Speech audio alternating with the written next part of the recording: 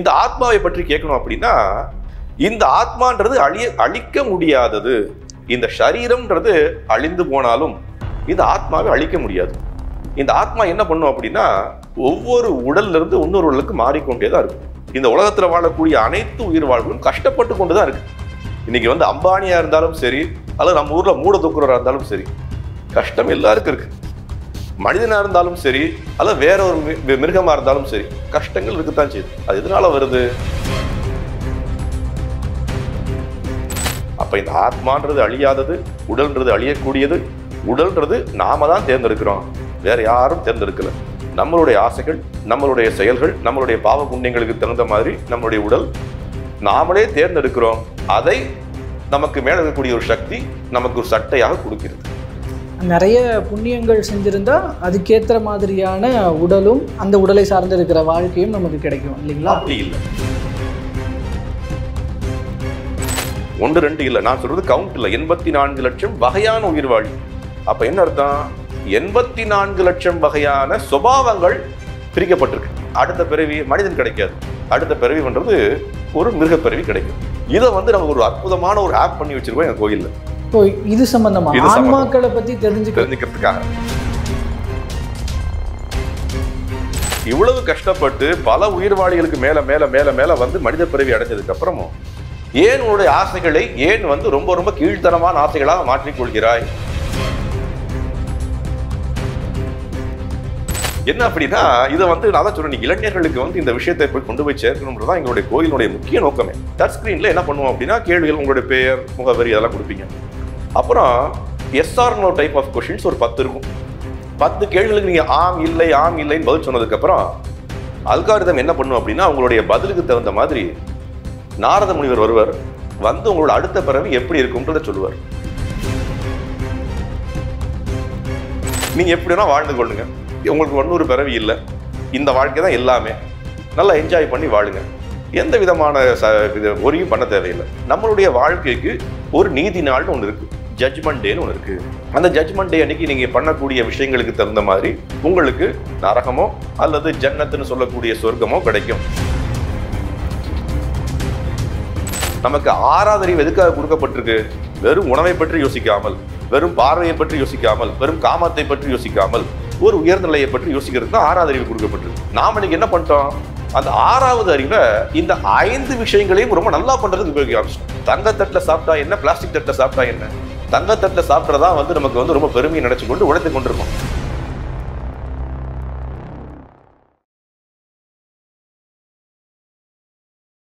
ஐத்தமிழ் நேயர்கள் அனைவருக்கும் அன்பு வணக்கம். அதாவது நம்மளுடைய வாழ்க்கையில் ஆன்மீகம் அப்படிங்கிறது நேரடியாகவோ இல்லை நமக்கே தெரியாமலோ அந்த ஆன்மீகத்துக்குள்ளே கலந்திருக்கிற அறிவியலும் நம்மளுடைய வாழ்க்கையில் 2 கலந்தது அப்படின்னு கண்டிப்பாக சொல்லலாம். அப்படிப்பட்ட அந்த ஆன்மீகம் சார்ந்த சில விஷயங்கள் அதுக்குள்ளே நிறைய விஷயங்கள் இருக்குது. பட் அதில் ஏதோ ஒவ்வொரு விஷயத்துலேயும் நமக்கு அப்பப்போ ஏதாவது சந்தேகங்களோ எண்ணங்களோ எழுந்துக்கிட்டே இருக்கும். அதுக்கு சரி இது சம்மந்தமாக நம்ம ஏதாவது பார்ப்போம் தெரிஞ்சுப்போம் அப்படின்லாம் நம்ம நினைக்கிறது உண்டு. அப்படிப்பட்ட அந்த ஆன்மீகம் சார்ந்த பல்வேறு விஷயங்கள் குறித்து நம்முடைய தன்னுடைய கருத்துக்களை பகிர்ந்து கொள்வதற்காக இன்றைய சிறப்பு நேர்காணலில் இணைஞ்சிருக்கிறாரு ஆன்மீக சொற்பொழிவாளர், சேலம் இஸ்கான் டெம்பிளினுடைய நிர்வாகி திரு ஸ்ரீராமதாசன் அவர்கள். அவரிடம் பல்வேறு விஷயங்களை பேசலாம். வணக்கம் சார். நல்லா இருக்கீங்களா?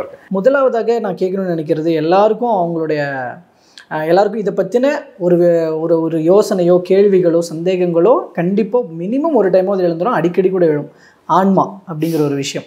ஸோ இந்த ஆன்மா அப்படிங்கிறது என்ன? நான் அங்கேருந்து ஆரம்பிக்கணும்னு நினைக்கிறேன். முதல்ல ஆன்மா பற்றிய விஷயம்ன்றது பகவத்கீதையினுடைய மிக மிக முக்கியமான அல்லது முதலாவது தாத்பரியமே அதுதான்.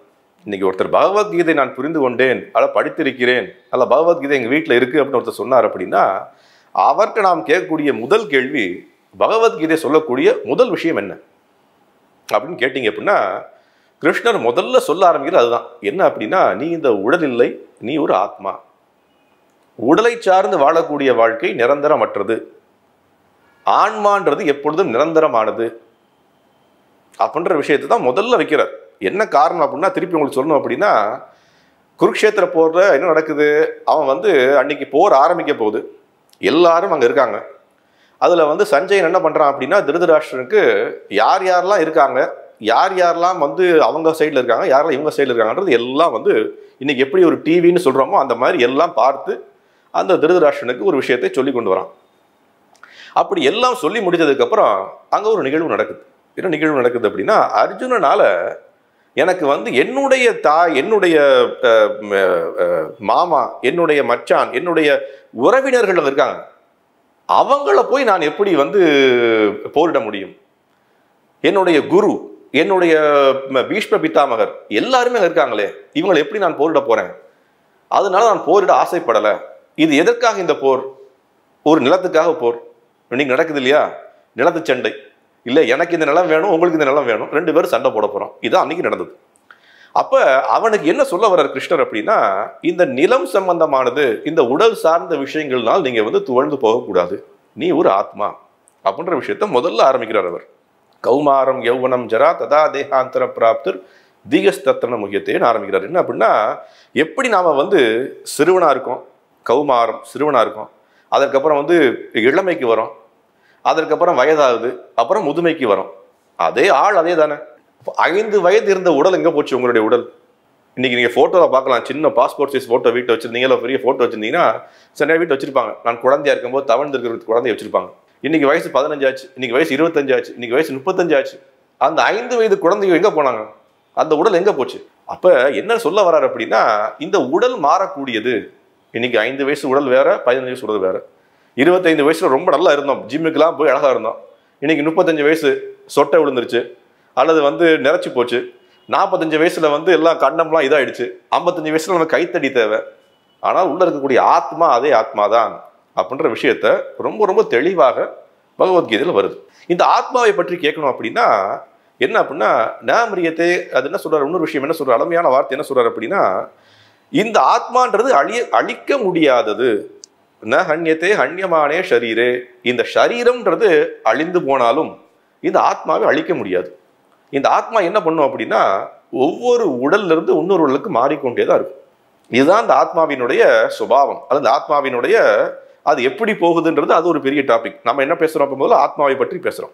அப்ப ஆத்மான்றது அழிக்க முடியாதது. அதை வந்து என்ன அப்படின்னா, அது வந்து ஒரு உயிர்வாழி. அந்த உயிர்வாழி என்ன பண்ணுது அப்படின்னா, இப்போதைக்கு இப்ப நீங்க உங்களுடைய உடல் இருக்கு, இப்ப என்னோட உடல் இருக்கு. இப்ப இது எங்கிருந்து வந்தது அப்படின்னு சொல்றதையும் அவர் சொல்றாரு. என்ன அப்படின்னா, மமைவாம்ச ஜீவலோகே ஜீவபூத சனாதனக. மமைவா அம்ச, அழகான வார்த்தை. என்ன சொல்றாரு அப்படின்னா, இந்த உயிர்வாழி என்னுடைய ஒரு அம்சம், என்னுடைய அம்சம் தான் இந்த உயிர்வாழி, இந்த ஆத்மான்னு சொல்லக்கூடிய விஷயம். மமைவாம்ச ஜீவலோகே. நீங்க எங்க பார்த்தாலும், லோகத்துல எங்க பார்த்தாலும் ஜீவர்கள் இருக்கு இல்லைங்களா? எல்லா இடத்துலையும் இருக்கு. உயிர்வாழிகள் வந்து நம்ம பார்க்கக்கூடிய தாவரங்களா இருக்கு, நம்ம மனிதர்களா இருக்கோம், மிருகங்களா இருக்கும், பறவைகளா இருக்கும், கிருமிகளா இருக்கும், எல்லா இடத்துலையும் இருக்கு. ஸோ மமைவாம்ச ஜீவலோகே ஜீவபூத சனாதன. சனாதனம்ன்ற வார்த்தைக்கு என்ன அர்த்தம்? அழியாததுன்ற அர்த்தம் இல்லைங்களா? அது இன்னைக்கு ஒரு பெரிய சர்ச்சை, அதை விட்டுருவோம். சனாதனம்ன்ற வார்த்தை என்னன்னா, அழியக்கூடாதது, அழியாதது, அழிக்க முடியாததுன்றது அர்த்தம். அப்ப ஜீவபூத சனாதன. அடுத்தவர் என்ன சொல்றாரு அப்படின்னா, மனசஷ்டானி இந்திரியாணி. மனசஷ்டானி இந்திரியாணினா இந்திரியம்னு சொல்றோம் இல்லையா, தமிழ்ல சொல்லக்கூடிய வார்த்தை இந்திரியம். சமஸ்கிருதத்திலையும் தமிழுக்கும் பெரிய வித்தியாசம் இல்லை, நிறைய வார்த்தைகள் தமிழ் வார்த்தைகள் தான். மனசஷ்டானி இந்திரியாணி. அப்ப மனம்னு சொல்லக்கூடிய தமிழ் வார்த்தை தான். மனம் உட்பட்டு இந்த 5 இந்திரியங்கள், இதன் 6 விஷயங்கள்னால பிரகிருத்தேஷ்டானி கஷ்டதி. இந்த உலகத்துல வாழக்கூடிய அனைத்து உயிர் வாழ்வும் கஷ்டப்பட்டு கொண்டுதான் இருக்கு. உண்மைதானே? இன்னைக்கு வந்து அம்பானியா இருந்தாலும் சரி, அல்லது நம்ம ஊர்ல மூட தூக்குறவரா இருந்தாலும் சரி, கஷ்டம் எல்லாருக்கும் இருக்கு. மனிதனா இருந்தாலும் சரி, அல்லது வேற ஒரு மிருகமா இருந்தாலும் சரி, கஷ்டங்கள் இருக்குத்தான் செய்யுது. அது எதனால வருது? மனதினால் வருது, 5 புலன்கள்னால வருது. அதனால என்ன பண்றான் இந்த ஆத்மா, இந்த உடல்ல இருக்கும்போது கஷ்டத்தினுடைய ஒரு வெளிப்பாடாக அதை என்ன சொல்றது, வெளியில சொல்லவும் முடியாம நான் சந்தோஷமா தான் இருக்கேன்னு வெளிப்புறமா காட்டி கொண்டு இருக்கும். அப்ப ஆத்மான்றது என்ன? பகவானினுடைய ஒரு அம்சம். அது அழிக்க முடியாது, அழியாதது. அது என்ன பண்ணுது அப்படின்னா, அந்த ஒரு உயிர்வாழியினுடைய இச்சை, உயிர்வாழியினுடைய ஒரு என்ன சொல்றது, ஆசையின் காரணமாக வெவ்வேறு உடல்களை தேர்ந்தெடுத்து கொள்கின்றது. அந்த உயிர்வாழிக்கு அந்த உடல் எப்படி கிடைக்குது? அது ஒரு கேள்வி வரும் இல்லையா? உதாரணத்துக்கு எடுத்துப்போம், இந்த சட்டை கிழிஞ்சு போச்சு, என்ன பண்ணுவீங்க நீங்க? வேற ஒரு சட்டை வாங்குவீங்க. அதுக்கு முன்னாடி என்ன பண்ணுவோம், ஏதாவது ஒரு டெய்லர்கிட்ட போய் கொஞ்சம் பேட்சப் பண்ண சொல்லலாம். இன்னைக்கு யாரும் பண்றதில்ல, முன்னாடி பண்ணிட்டு இருந்தோம். அதுதான் வந்து மெடிக்கல் சயின்ஸ். கையில் வந்து வெட்டு ஏற்பட்டுச்சா, நமக்கு உடல்ல உபாதைகள் ஏற்பட்டுதா, என்ன பண்ணுறோம், டாக்டரை போய் பார்க்குறோம். டாக்டர் என்ன பண்ணுறாரு, ஒரு பேண்டைட் போட்டு தரார். அந்த மாதிரி நம்ம சட்டையை வந்து என்ன பண்ணுறோம், அப்போதைக்கு அதை சரி பண்ணி கொண்டு வந்து போட்டுக்கிறோம். அதை என்ன பண்ணுறோம், அயன் பண்ணி போடுறோம். அதுதான் ஜிம்முக்கு போகிறது. ஜிம்முக்கு போகிறதா என்னது, அயன் பண்ணி போடுறது நம்ம சட்டையை. ஸோ அப்போ என்ன ஆச்சு, சட்டை கிழிஞ்சிக்கிட்டே வருது. 50 வயசு ஆச்சு, கொஞ்சம் ஒட்டி பார்த்தோம். 60 வயசு ஆச்சு, இன்னும் ஒட்டி பார்த்தோம். 70 வயசு ஆச்சு, சட்டையை ஒட்ட முடியல. மருத்துவர் என்ன சொல்லிட்டாரு அப்படின்னா, ஐயா இதுக்கு மேலே ஒன்றும் பண்ண முடியாதியா சொல்லிடுறாரு. அப்போ என்ன பண்ணுறோம் அப்படின்னா, வேற ஒரு சட்டையை தேர்ந்தெடுக்கணும். எப்படி தேர்ந்தெடுப்போம் வேற ஒரு சட்டையை, நம்ம பாக்கெட்டில் எவ்வளோ பணம் இருக்கோ அதுக்கு தகுந்த மாதிரி சட்டையை தேர்ந்தெடுப்போம். 100 ரூபாய் இருந்தது அப்படின்னா என்ன பண்ணுவோம் அப்படின்னா, ரோட்டில் ஒரு சட்டை எடுப்போம். 500 ரூபாய் இருந்தால் அப்படி என்ன பண்ணுவோம்னா, ஒரு பிராண்டட் ஷர்ட் எடுப்போம். 5000 ரூபாய் இருந்தால் அப்படின்னா ரேமண்ட் சட்டை எடுப்போம். உண்மை தானே? அல்லது வந்து 50 ரூபாயோட இல்லை அப்படின்னா நம்ம பனியனை போட்டு கொண்டிருப்போம். இதே தான் நம்மளும் பண்ணுறோம். என்ன பண்ணுறோம் அப்படின்னா, நம்மளுடைய பாவ புண்ணியங்களுக்கு தகுந்த மாதிரி அடுத்த உடல் நமக்கு என்ன பண்ணா தேர்ந்தெடுக்கப்படுகிறது. நம்மளால தேர்ந்தெடுக்க முடியாது. கர்மனா தெய்வ நெத்திரேனா ஜந்துர் தேகோ உபஜாயத்தே. கர்மனா தெய்வ நெத்திரேனா, தெய்வ நெத்திரேனா மேல ஒரு நமக்கு மேல ஒரு சக்தி என்ன பண்ணுது அப்படின்னா பார்த்து கொண்டே இருக்கு, சூப்பர்வைசர். ஜந்துர் தேகோ உபஜாயத்தே. ஒவ்வொரு ஜந்துக்களுக்கும் ஒரு தேகம் கொடுக்கப்பட்டுள்ளது. எதன் காரணமாக, அவனுடைய பாவ புண்ணியங்கள் காரணமாக. அப்ப இந்த ஆத்மான்றது அழியாதது, உடல்ன்றது அழியக்கூடியது. உடல்ன்றது நாம தான் தேர்ந்தெடுக்கிறோம், வேற யாரும் தேர்ந்தெடுக்கல. நம்மளுடைய ஆசைகள், நம்மளுடைய செயல்கள், நம்மளுடைய பாவ புண்ணியங்களுக்கு தகுந்த மாதிரி நம்மளுடைய உடல் நாமளே தேர்ந்தெடுக்கிறோம். அதை நமக்கு மேல இருக்கக்கூடிய ஒரு சக்தி நமக்கு ஒரு சட்டையாக கொடுக்கிறது. நிறைய புண்ணியங்கள் செஞ்சிருந்தா அதுக்கேற்ற மாதிரியான உடலும் அந்த உடலை சார்ந்து இருக்கிற வாழ்க்கையும் நமக்கு கிடைக்கும் இல்லைங்களா? அப்படி இல்லை. இப்ப என்ன அப்படின்னா, அது வந்து என்ன அப்படின்னா அப்படி இல்லை. உதாரணத்துக்கு பாவ புண்ணியங்கள் வேற, நம்மளுடைய கான்சியஸ்னஸ்ன்றது வேற. அது நல்ல விஷயம் கேட்டீங்க. என்ன அப்படின்னா, உதாரணத்துக்கு ஏன்னா நீங்க சொல்லும் போது நான் எப்படி புரிஞ்சுக்கிட்டேன்னா, இந்த 50 ரூபா 100 ரூபாய் அதுக்கேற்ற சட்டை அப்படிங்கிறது அந்த 50 100 நீங்க காசுகளா சொன்னது அவங்களுடைய பாவ புண்ணியங்கள் அப்படிங்கிறதும், ஸோ அதற்கேற்ற மாதிரி நம்ம அந்த உடலையோ அல்ல அந்த வாழ்க்கையையோ அடைய முடியும் அப்படிங்கிறது. ஐ மீன், ஆனால் அதை முடிவு பண்ணுறது கடவுள் தான். அது வந்து அந்த பாவ புண்ணியங்களின் எண்ணிக்கைகளின் அடிப்படையில். அப்படி கேட்டீங்கன்னா நான் ஒரு கேள்வி கேட்பேன். என்ன கேள்வினா, அப்போ ஏன் வந்து மனித பிறவி அல்லாத மிருக பிறவி ஏன் கிடைக்குது? கிடைக்குமா இல்லையா? இன்னைக்கு மிருகமும் ஒரு பிறவி தானே, அது இன்னைக்கு மக்கள் ஏற்றுக்கிறது இல்லை. உண்மையிலே உயிர்வாழி அது. இன்னைக்கு அவங்க ஒரு உயிர் இருக்கு. இன்னைக்கு உயிர் இல்லைன்னு சொல்லித்தான் அதை என்ன பண்ணுறோம், மாமிசமாக சாப்பிட்றோம். அது ஒரு உயிர். எப்படி மனிதனை வெட்டுவது, அதுதான் வந்து ராமராஜ்யம். ராமராஜ்யம்ன்றது என்ன அப்படின்னா, ராமர் உதாரணத்துக்கு கேட்ட கேள்வியிலேருந்து கொஞ்சம் வெளியில் போய் பேசுகிறேன். என்ன அப்படின்னா, ராமர் வந்து பரதன் போய் ராமரை பார்க்க போகிறார். நீங்கள் வந்து முடிஞ்சாச்சு, உங்களுடைய வனவாசம் முடிந்தாது, நீங்கள் வரணும்னு சொல்லி பிடிக்கும் போது அவர் என்ன செய்கிறார் அப்படின்னா, என்னுடைய ராஜ்யத்தில் எல்லாரும் எப்படி வாழ்ந்து கொண்டிருக்கிறார்கள் கேட்குறாரு ஒரு கேள்வி. அப்போ ஒரு கேட்கக்கூடிய கேள்வி என்ன அப்படின்னா, எல்லா உயிர்வாழிகளும் நலமாக வாழ்கிறார்களா? மனிதன் மட்டும் இல்லை, மிருகங்கள் எப்படி வாழ்ந்து கொண்டிருக்கு, தாவரங்கள் எப்படி வாழ்ந்து கொண்டிருக்கு. அப்போ என்ன அப்படின்னா எல்லா உயிர்வாழிகளும் இருக்கு. இப்போ என்ன அர்த்தம், அப்போ ஏதோ ஒரு ஆத்மா அந்த உயிர்வாழிக்குள்ளேயும் போயிருக்கு. அப்போ எப்படி அந்த ஆத்மாக்கு அந்த உயிர்வாழி கிடைத்தது? பாவ புண்ணியங்கள்னால நமக்கு வந்து அந்த உயிர்வாழியை கிடைச்சிக்க கூடாது. என்ன விஷயம் அப்படின்னா, அதுவும் வந்து பகவத்கீதையில் சொல்லப்பட்டிருக்கு. என்ன அப்படின்னா, எம் எம் வாபி ஸ்மரன் பாவம் தத்தத் அந்தே கலைவரம்.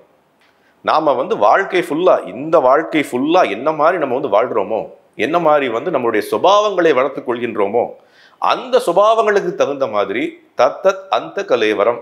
அந்த அப்படின்னா என்ன, முடிவு. நம்ம முடிவு வருது இல்லையா, அந்த முடிவும் போது நம்மளுடைய கான்சியஸ்னஸ் சுபாவம் எப்படி இருக்கோ அதற்கு தகுந்த மாதிரி அடுத்த உடல் கொடுக்கப்படுகிறது. சரிங்களா? அப்போ என்ன அர்த்தம் அப்படின்னா, என்ன விஷயம், 84 லட்சம் வகையான உயிர்வாழிகள் இருக்குன்னு பத்மபுராணம் சொல்லுது. 1 2 இல்லை, நான் சொல்றது கவுண்ட் இல்லை. 84 லட்சம் வகையான உயிர்வாழி. மனிதன்றது ஒன்று, கொசுன்றது ஒன்று, பாம்புன்றது ஒன்று, சொல்றது பார்த்தோம்னா 84 லட்சம் வகையான உயிர்வாழிகள் இருக்கு. அப்போ என்ன அர்த்தம், 84 லட்சம் வகையான சுபாவங்கள் பிரிக்கப்பட்டிருக்கு. இப்போ நான் வந்து இன்னைக்கு மனிதனாக கிடைச்சாச்சு, எனக்கு வந்து இந்த சுபாவத்தை நான் வளர்த்து கொண்டே வரேன்.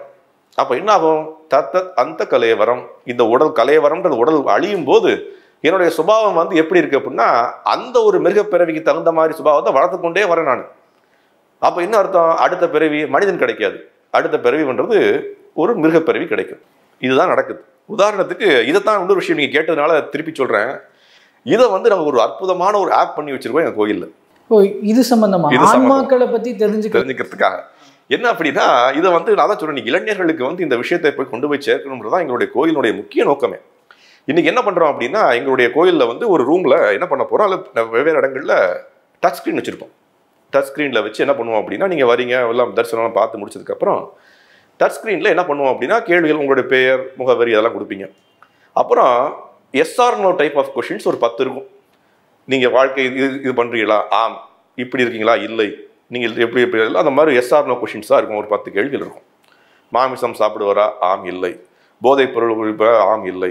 எவ்வளோ தினமும் 8 மணி நேரத்துக்கு மேலே தூங்குகிறீர்களா, ஆம், இல்லை.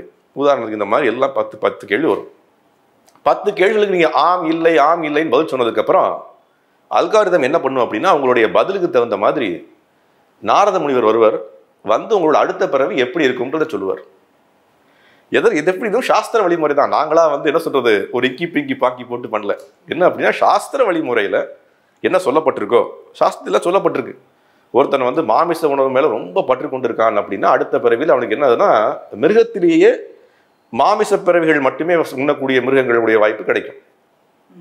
ஒருத்தன் வந்து உதாரணம் சொல்கிறேன், அடுத்து வந்து ரொம்ப வந்து காமத்தின் மேல் ஆசை கொண்டிருக்கான். அவனுக்கு வந்து இந்த மாதிரி சில விஷயங்கள் குரங்காகவோ அல்லது புறாவாகவோ இதெல்லாம் வந்து காமத்தினுள் ரொம்ப ரொம்ப ஆசை கொண்ட உயிர்வாளிகள். ஸோ இதெல்லாம் சாஸ்திரத்தை சொல்லப்பட்டிருக்கு. அப்போ என்ன அர்த்தம் அப்படின்னா அடுத்து என்ன பண்ணுறோம், இதை வந்து அப்போ உங்களுடைய எதுக்காக இதை பண்ணுறோம் அப்படின்னா 2 விஷயங்களுக்காக. ஒன்று, நம்மளுடைய சனாதன தர்மத்தில் மட்டும்தான் மறுபிறவின்றது ஊர்ஜிதப்படுத்தப்பட்டிருக்கு. அதை வந்து நம்ம வந்து சொல்லித்தர வேண்டிய அவசியமே இல்லை. நம்ம வாழ்க்கையில் வாழும் போதே நமக்கு தெரியுது கண்டிப்பாக ஒரு மறுபிறவி இருக்கணும்ன்றது. அதை என்ன பண்ணுறோம் அப்படின்னா அப்போ மறுபிறவின்னு ஒன்று இருக்குது அப்படின்ற விஷயத்த இன்னைக்கு இருக்கக்கூடிய இளைஞர்களுக்கு சொல்லிக் கொடுக்கணும். இப்போ இது மற்ற மதங்கள்ல எல்லாம் இப்போ கிடையாது, இப்போ இந்து மதத்தில் மட்டும்தான் இந்த நம்பிக்கை இருக்குன்றீங்களா? அப்போ இல்லை, அது என்ன அப்படின்னா ஒவ்வொரு விதத்துலையும் எப்படின்னா ஒவ்வொரு பகுதி இருக்குது. இப்போ உதாரணத்துக்கு சொல்லுவோமே, நீங்கள் கேட்ட கேள்வினால நான் அந்த பகுதிக்கு போகிறேன். இப்போ உதாரணத்துக்கு நம்மளுடைய மேற்கத்திய மதங்கள்னு சொல்லுவோம். மேற்கத்திய மதங்கள்னு சொல்லக்கூடியதை விட என்ன சொல்லணும்னா ஆப்ரஹாமிக் ரிலிஜன்ஸ்னு சொல்லலாம். அந்த ஆப்ரஹாமிக் ரிலிஜன்ஸில் எப்படி இருக்குது அப்படின்னா 3 மதங்கள் அதில் வரக்கூடிய மதங்கள். அதில் எப்படி இருக்குது அப்படின்னா முதல்ல அதற்கு முன்னாடி இன்னொரு விஷயம் போகணும். என்ன அப்படின்னா முதல்ல இந்த நாத்திகம் தன்மை இருக்கு பாருங்க. இந்த நாத்திகத்தன்மை அல்லது மேற்கத்திய கலாச்சாரம் அது என்ன சொல்லிக் கொடுக்குது அப்படின்னா ஒரே ஒரு வாழ்க்கை தான். இந்த வாழ்க்கை எப்படி வேணா வாழ்ந்து கொள் அல்ல வாழ்ந்து கொள், 2க்கு வித்தியாசம் இருக்கு. வாழ்ந்து கொள் அல்லது வாழ்ந்து கொள், நீங்க எப்படி வேணா வாழ்ந்து கொள்ளுங்க. உங்களுக்கு 100 பிறவி இல்லை. இந்த வாழ்க்கை தான் எல்லாமே. நல்லா என்ஜாய் பண்ணி வாழுங்க. எந்த விதமான ஒரியும் பண்ண தேவையில்லை. இது வந்து என்ன அப்படின்னா டுவர்ட்ஸ் ஹெடோனிஸ்டிக் கல்ச்சர்னு சொல்லுவோம். ஹெடோனிஸ்டிக் கல்ச்சர் அப்படின்னா மேக்ஸிமம் என்ஜாய் பண்ணுங்க, நம்மள்ட்ட எவ்வளோ முடியுமோ என்ஜாய் பண்ணுங்க. அடுத்தவர்களை துன்புறுத்தியாவது இன்பமயமாக வாழ்வது. புரியுதுங்களா? இதான் வந்து ஹெடோனிஸ்டிக் கல்ச்சர்னு சொல்றது. என்ன அப்படின்னா அடுத்தவர்களை துன்புறுத்துவோம், அடுத்தவர்களுக்கு உபாதைகளை கொடுப்போம், அடுத்தவர்களை ஏற்றியாவது பிழைப்போம், ஆனால் நான் வந்து இன்பமயமாக வாழணும். சரிங்களா? இது வந்து மேற்கத்திய கலாச்சாரம் அல்லது என்ன சொல்றோம் நாத்திகத்தன்மைன்னு சொல்லலாம். இப்போ இந்த வரக்கூடிய இந்த ஆப்ரஹாமிக் ரிலிஜன்ஸ்லாம் எப்படி இருக்கு அப்படின்னா நம்மளுடைய வாழ்க்கைக்கு ஒரு நீதி நாள்னு ஒன்று இருக்கு, ஜட்ஜ்மெண்ட் டேன்னு ஒன்று இருக்கு. அந்த ஜட்ஜ்மெண்ட் டே அன்னைக்கு நீங்க பண்ணக்கூடிய விஷயங்களுக்கு தகுந்த மாதிரி உங்களுக்கு நரகமோ அல்லது ஜன்னத்துன்னு சொல்லக்கூடிய சொர்க்கமோ கிடைக்கும் அப்படின்ற விஷயத்த சொல்றாங்க. இதுல வந்து என்ன நிறைய விஷயங்கள் என்ன சொல்லப்படலை அப்படின்னா உதாரணத்துக்கு நான் ஒரு தவறு செய்தால் எனக்கு வந்து அப்ப வந்து கண்டிப்பா நரகம் தானா? கடவுள் வந்து அவ்வளவு ரொம்ப ரொம்ப தயவுமிக்க இல்லாதவரா? கடவுளுக்கு ஒரு பெயர் இருக்கு. என்ன பெயர்னா கருணாநிதினு பேர் இருக்கு. கடவுளுடைய ஒரு பெயர் வந்து கருணாநிதி அது வருது.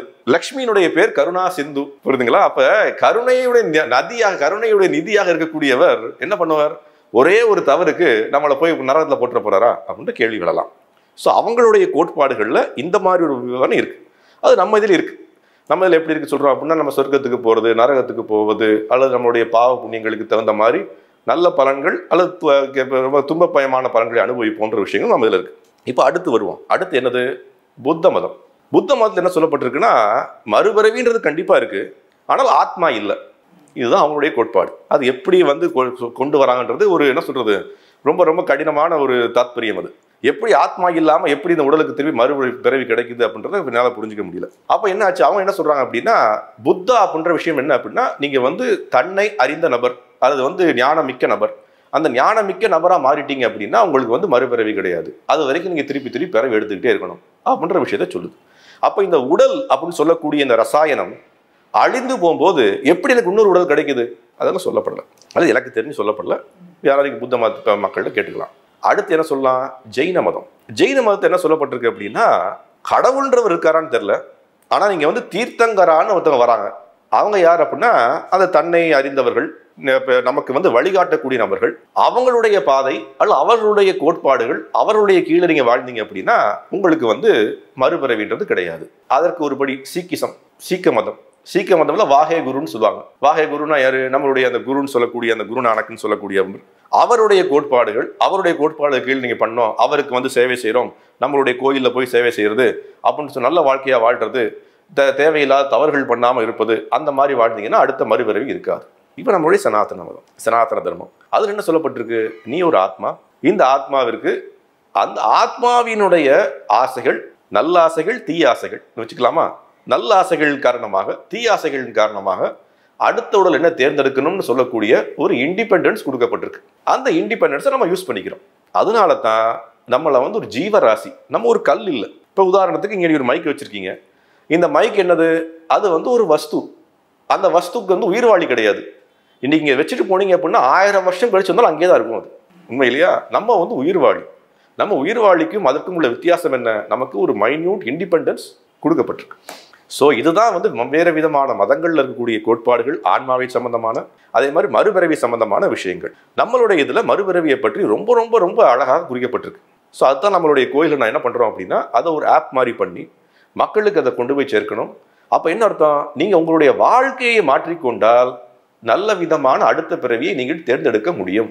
இப்போ இந்த ஆன்மாவை மையப்படுத்தி, இப்போ இது பாவ புண்ணியங்களை மையப்படுத்தி இது அடுத்தடுத்து இப்படியே போய்கிட்டே இருக்கும், ஒரு சைக்கிளாக இருந்துகிட்டே இருக்கும்னா, அப்போ அந்த மோட்சம்ன்ற ஒரு நிலை சொல்கிறாங்களே, அது எப்போ அடையப்படுது? இப்போ அதுதான் நிறைவா? அதுக்கப்புறம் என்ன நடக்கும்? அந்த மாதிரி என்ன பண்ணுறோம் அப்படின்னா, ரொம்ப என்ன விஷயம் முதல்ல புரிஞ்சுக்கணும் அப்படின்னா, என்ன பண்ணியிருக்காங்க, நம்மளுடைய பாகவத புராணத்தின்படி மேல் இருக்கக்கூடிய உயர்ந்த லோகங்கள்னு சொல்லக்கூடிய சொர்க்க லோகங்கள்னு சொல்கிறோம் இல்லையா, அந்த விஷயங்கள் இருக்குது. நம்ம பூமண்டலம்னு சொல்லக்கூடிய பூமி இருக்குது. இதற்கு கீழே வந்து நம்மளோட நரகலோகங்கள்னு இருக்குது. இப்போ இது வந்து பௌதிக உலகம். பௌதிக உலகம் அப்படின்னா, இங்கே வந்து வந்த எந்த ஒரு ஆத்மாவும் என்ன பண்ண போகிறான் அப்படின்னா, இந்த 14 லோகங்கள்னு சொல்கிறோம் இல்லையா, அந்த 14 லோகங்களுக்குள்ள ஒவ்வொரு விதத்தையும் போயிட்டு வந்து கொண்டே இருக்கும்.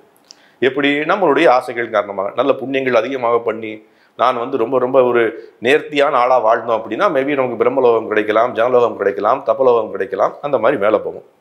அங்கே போனாலும் ஆ பிரம்ம போனான் லோகார் புனராவர்த்தினோ அர்ஜுனா அப்படின்னு கிருஷ்ணன் சொல்கிறார். ஆ பிரம்ம போனான் லோகா, பிரம்மலோகத்துக்கு போய் பிரம்மருக்கு பக்கத்துலேயே இருந்தால் கூட திருப்பி மறுபடியும் இந்த பூலோகத்துக்கு வந்துதான் ஆகணும். அப்போ இந்த பூலோகம்ன்றது ஒரு ஜங்ஷன் பாக்ஸ் மாதிரி. நீங்கள் ஒரு ஜங்ஷனுக்கு வந்துட்டீங்க, லெஃப்ட் போகணுமா ரைட்டு போகணுமா அப்படின்றத நீங்கள் முடிவு பண்ணுறீங்க. லெஃப்ட் போகிறதுன்றது மேலே போகிற மாதிரி, ரைட்டில் போகிறதுன்றது கீழே போகிற மாதிரின்னு வச்சுக்கோங்களேன். நம்ம தேர்ந்தெடுக்கிறோம்.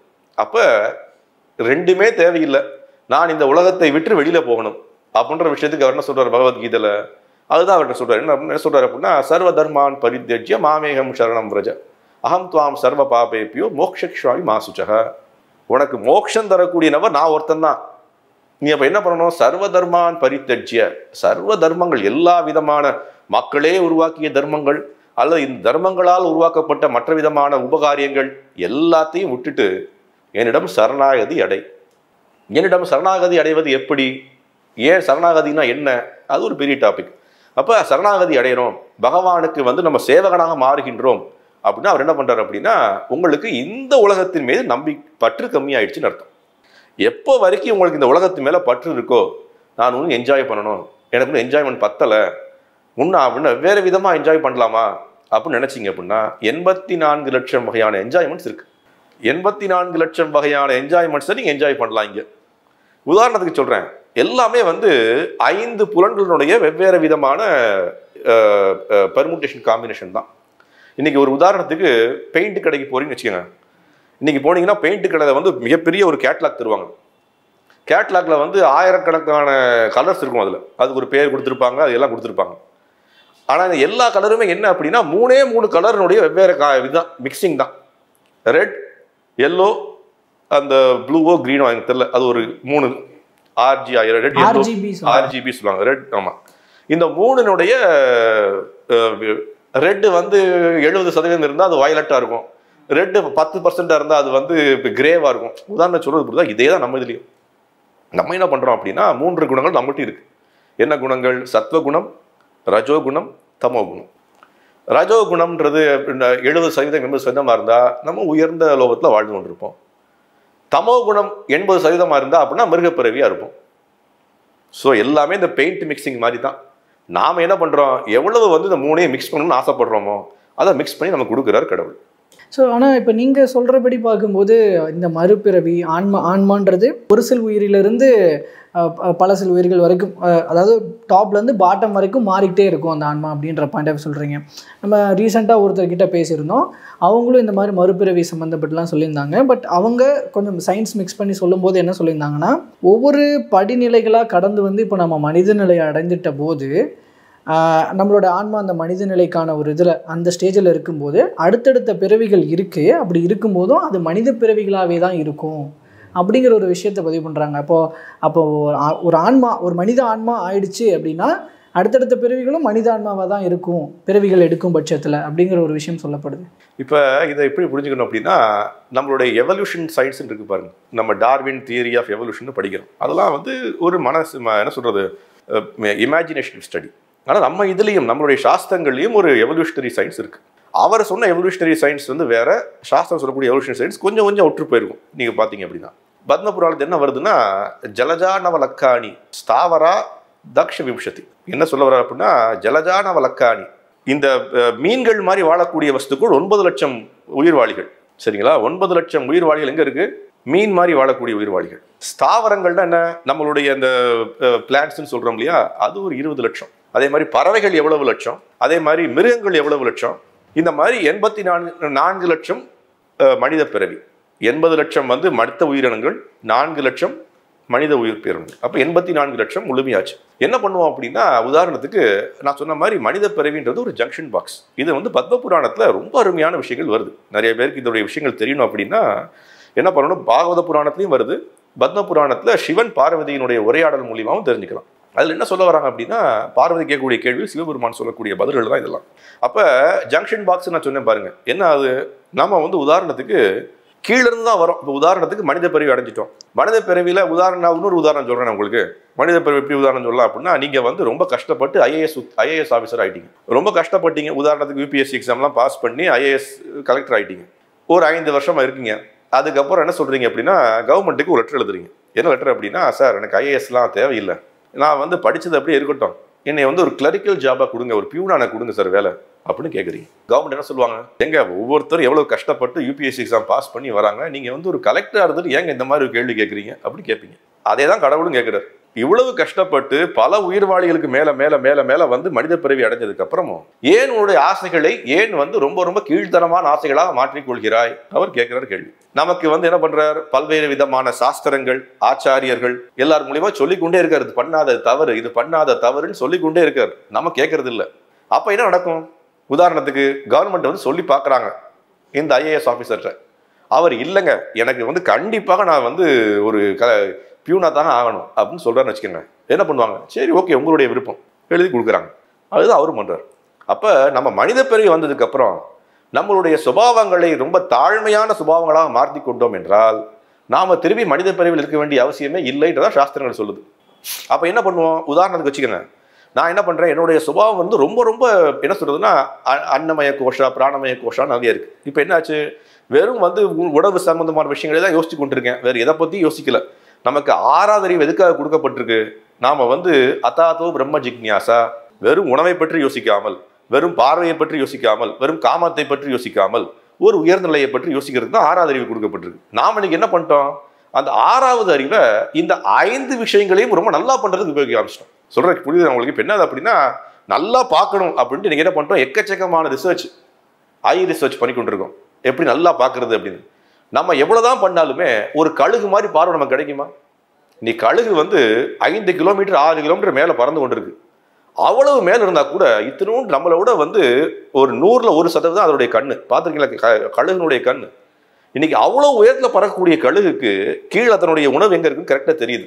யார் போய் கண்டுபிடிச்சாங்க, என்ன சயின்டிஸ்ட் போய் கொடுத்தாரு, மூக்கு. அதே மாதிரி நாய்க்கு வந்து 6000 விதமான இதை வந்து சுவாசிக்கம் பண்ணக்கூடிய இது இருக்குது, அந்த ஆல்ஃபேக்டரி லோப்ஸ் இருக்குது.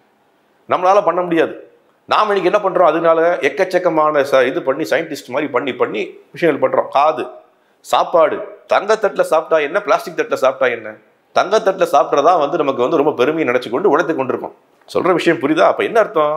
6வது அறிவை எதற்காக கொடுத்தார்களோ அதற்காக பயன்படுத்தாமல் 6வது அறிவை ஐம்புலன்களினுடைய ஒரு நல்ல ஆசைமிக்க வாழ்க்கையை வாழ்வதற்காக பயன்படுத்தி கொண்டே இருக்கோம் நம்ம. அப்ப என்ன ஆகுது அப்படின்னா, நாம என்ன பண்றோம், நம்மளுடைய விஷயத்தை உபயோகிக்கல. அப்ப நமக்கு என்ன கிடைக்கும்? உதாரணத்துக்கு நான் கண்ணு நல்லா பார்க்கணும் என் வாழ்க்கை ஃபுல்லா வாழ்ந்து கொண்டே இருக்குன்னு வச்சுக்கோங்க. அடுத்த பிறகு கழுகா பிறப்பேன், நல்ல ஒரு கண்ணு கிடைக்கும். உதாரணத்துக்கு புரியுதா உங்களுக்கு? அப்ப நாம என்ன பண்ணிட்டோம், எங்க போய் நம்ம போய் பிறக்கிறோமோ திருப்பி மேல ஒண்ணுனா மேல மேல மேல மேல வரணும். முதல்ல என்ன பண்ணுவீங்க, மீன் மாதிரி வாழ்வீங்க. அடுத்து தாவரங்கள் மாதிரி வாழ்வீங்க. அதுக்கப்புறம் திருப்பி நீங்க பறவைகள் மாதிரி வருவீங்க. அப்புறம் உதாரணத்துக்கு மிருகங்கள் மாதிரி வருவீங்க. அப்புறம் சாதுக்களா மிருகங்கள், பசுக்கள் மாதிரி வருவீங்க. பசுவா வந்ததுக்கு அப்புறம் மனிதனா வர போறீங்க. அப்ப என்ன அர்த்தம், மேலிருந்து கீழே போவது எப்படின்னா, நம்ம ஊர்ல விளையாடுவோம் தெரியுமா, அந்த என்ன சொல்லுவீங்க, அந்த பாம்பு ஏணி வச்சு விளையாடுவோம், அது பேர் மறந்து, பரமபதம். அந்த பரமபதம் விளையாடும் போது ஞாபகம் இருக்குமான்னு தெரியல. எப்படின்னா, மேல இப்படி ஏணி மேல ஏறிங்கன்னா அப்படியே மேல டக்குன்னு ஏறிடுவீங்க. பாம்பு ஏறினா கீழே இறக்கி விடும் பாருங்க. அந்த மாதிரி தான் நம்மளுடைய வாழ்க்கை. மனித பிறவியிலிருந்து நீங்க எங்க வேணா கீழே இறங்கலாம். ஆனா திருப்பி மனித பிறவி வரத்துக்கு ஸ்டெப் பை ஸ்டெப் தான் வரும். ஸோ பல்வேறு ஆன்மீகம் சார்ந்த தகவல்களை எங்களோடும் எங்கள் மூலமாக மக்களோடும் பகிர்ந்துகிட்டதுக்கு ரொம்ப நன்றி. ரொம்ப நன்றி. தேங்க்யூ.